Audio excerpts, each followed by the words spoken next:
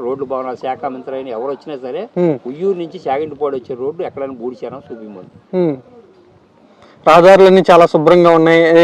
చెప్పుకోవడానికి రాజకీయ నాయకులు ఏం చేస్తారంటే కుర్చీల్లో కూర్చొని చెప్పుకుంటారు అంతవరకే. ఈడకి వస్తే ఫీల్డ్ లోకి వస్తే తెలిసిద్ది అయ్యింది. రోడ్ల మీద పాలు పోసి మళ్ళీ ఎత్తుకోవచ్చు అని చెప్తారు. అట్టాగే ఈ మెయిన్ రోడ్ జిల్లా పరిషత్ రోడ్ ఇది. ఈ ఊరు నుంచి సుమారుగా ఒక 20 ఊళ్ళు వెళ్తాయి ఉయ్యూరు వెళ్ళేసరికి.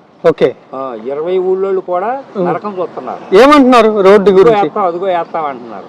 ప్రజలు ఏమనుకుంటున్నారు? ప్రజలు ఏమనుకుంటారు, ఏం చేస్తారు, ఒకసారి వేసాం కదా మళ్ళీ ఇంకోసారి వేసామనుకో ఇట్లాంటి చెప్పులు మనకెందురా బాబు, పాత రోజుల్లో నడిచి వెళ్ళే వాళ్ళు ఇప్పుడు కూడా అట్టగా నడిచి వెళ్తూ పోయిద్దాం అనుకుంటున్నారు.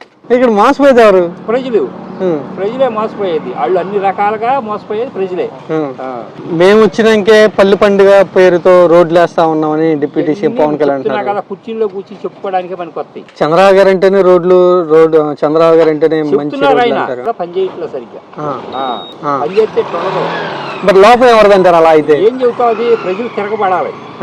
చేస్తారా చేయరాని ఊళ్ళో రానికోహన చేస్తే అప్పుడు వాళ్ళు తిరగబడినప్పుడు వస్తుంది. రోడ్లైనా లేకపోతే లంచాలు తీసుకోవడం అయినా లేదా ఇంకోటి అయినా ప్రజలు తిరగబడాలి.